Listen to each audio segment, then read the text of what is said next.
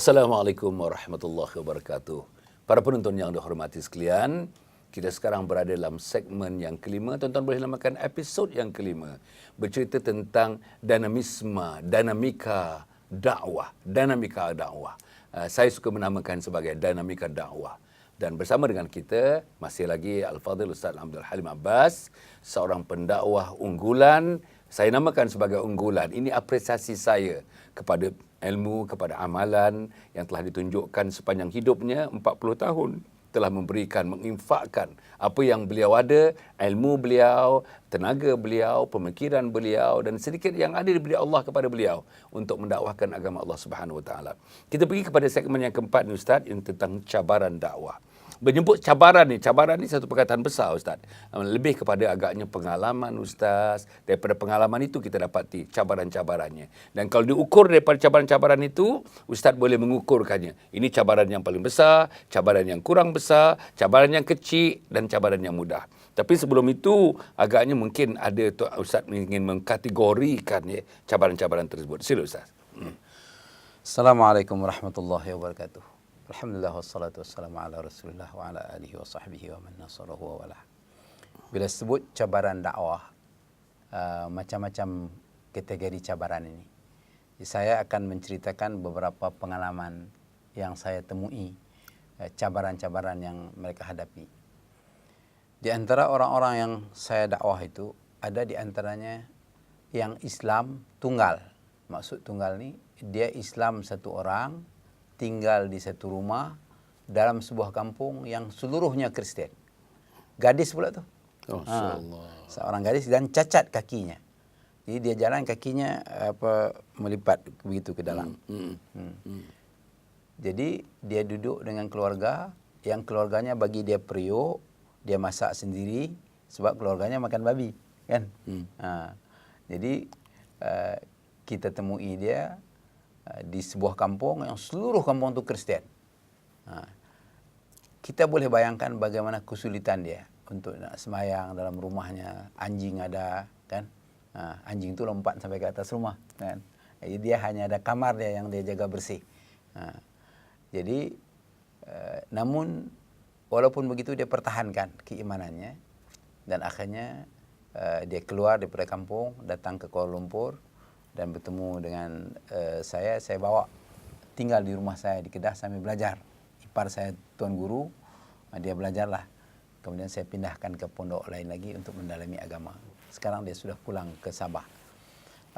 Tapi kami selalu pantau dia, melihat bagaimana kehidupan dia dan kita atur ikatan persaudaraan dia dengan saudara-saudara Muslim yang lain. Ada satu pengalaman lagi, hampir yang serupa juga, iaitu seorang lelaki yang punya isteri, punya 6 orang anak. 6 orang anak itu 5 perempuan, 1 lelaki. Tinggal di sebuah kampung yang seluruh kampung itu Kristen. Dan orang Kristen selalu mengajak dia, tinggal ajalah Islam tu, ikut ajalah kami, kan? Boleh minum sama kami, makan apa yang kami makan.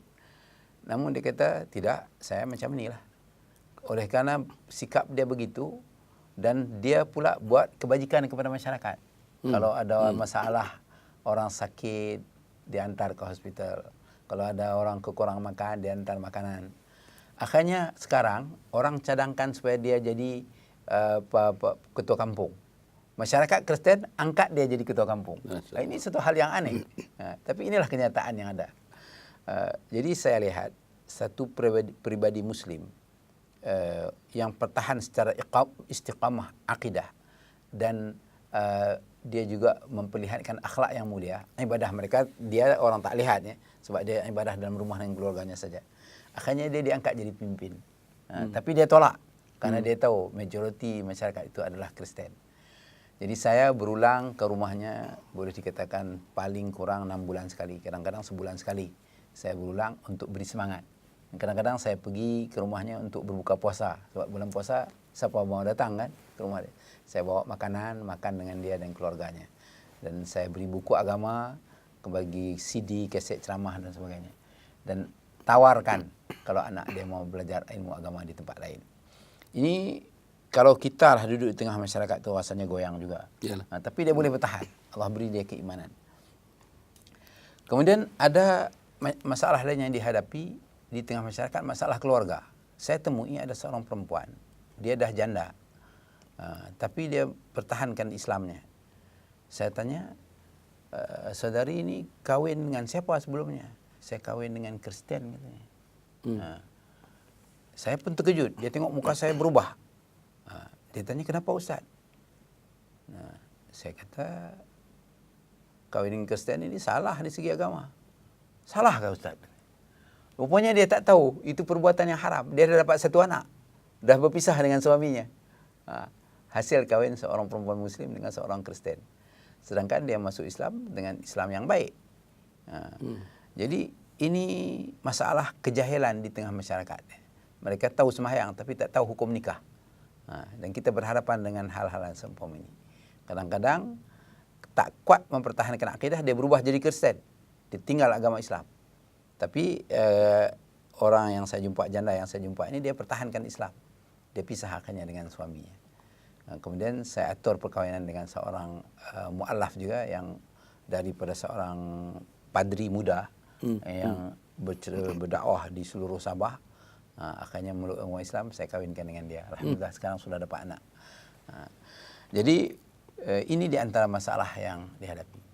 Dan ada kisah yang lain yang sedih juga, yaitu seorang muslimah yang masuk Islam, mu'alaf, tapi beberapa tahun dia tak kahwin, tak ada siapa meminang dia, akhirnya dia tinggalkan Islam. Padahal dia dah pakai jilbab, dah sembahyang jamaah, dah ikut pengajian, dah ngaji fardu ain. Dia tinggal Islam, murtad. Hal-hal yang seumpama ini sangat banyak terjadi di pendalaman Sabah. Di daerah khusus yang namanya Pitas, itu banyak terjadi pemurtadan. Kemudian di Kota Marudu, saya dapat tahu ada pengislaman yang terjadi masa dulu 6,000, sekarang tinggal hanya 2,000. Allahu Akbar. Masyaallah. Tapi dalam pada itu ada pendakwah-pendakwah yang gigih yang dapat mengadakan pengajian tiap-tiap minggu di Masjid Raya Kota Marudu. Lebih kurang 300 orang mu'alaf datang belajar. Tapi yang murtad, ya itulah jumlahnya. Dari 6,000 tinggal 2,000 saja yang Islam. Kemudian saya pernah pergi ke kampung-kampung di bukit-bukit itu dan tanya mereka, namanya apa? Halimah. Namanya apa? Saadah. Namanya apa? Aisyah. Tengok kad pengenalan, memang betul. Di kad pengenalannya nama Islam. Tapi dia sudah murtad, sudah ulang ke gereja. Kemudian ada seorang lelaki namanya Umar Al-Khattab, memimpin gereja. Jadi kita boleh bayangkan bagaimana nama Umar Al-Khattab memimpin gereja, kan? Ini di antara masalah-masalah di tengah masyarakat. Selain itu, masalah pecah rumah tangga. Ada orang lelaki Muslim bila melihat ada gadis-gadis yang mu'alaf, cantik mungkin, kan? Orang-orang pendalaman ini warna kulit-kulitnya putih, maka dia nikahi. Tapi setelah dapat 3-4 anak, bercerai. Ada yang kembali murtad, perempuan ini, ada yang bertahan. Yang bertahan ya dia terpaksa menempuh hidup lah. Berusaha sendiri memelihara anak dan sebagainya. Ada yang nasib malang dan ada nasib beruntung. Saya bertemu di daerah Kudat, seorang wanita yang beruntung.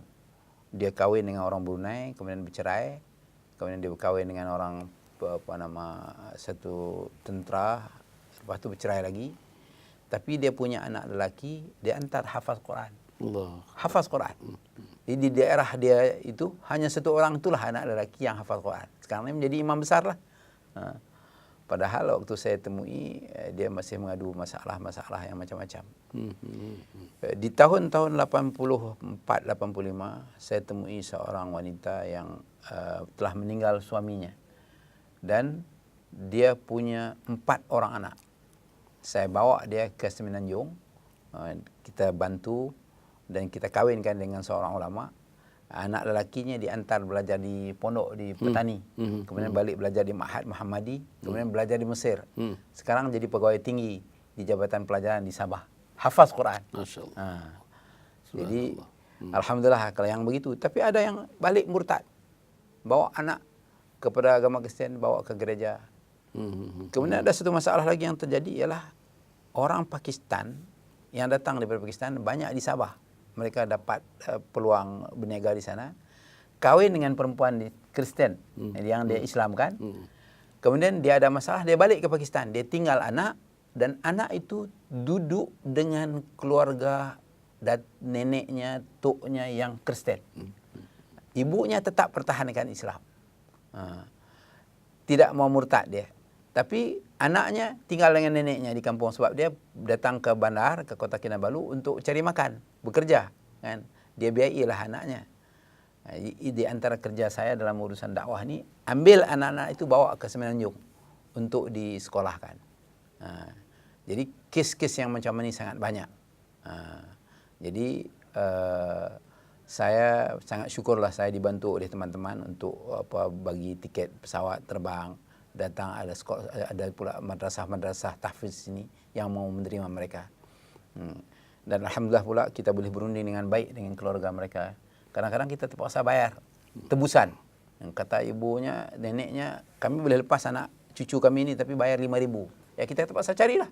Kita tebus sebab anak itu anak seorang muslim dari Pakistan, kan. Yang dia terpaksa pulang ke negerinya. Ini di antara pengalaman-pengalaman dalam dakwah. Selain daripada itu, masalah ekonomi. Masuk Islam daripada orang kaya jadi miskin. Dah begitu nasibnya, kan, apa boleh buat. Jadi kemiskinan ni kadal faqru an yakuna kufran. Hampirlah fakir itu jadi kufur, dah menyimpi dah.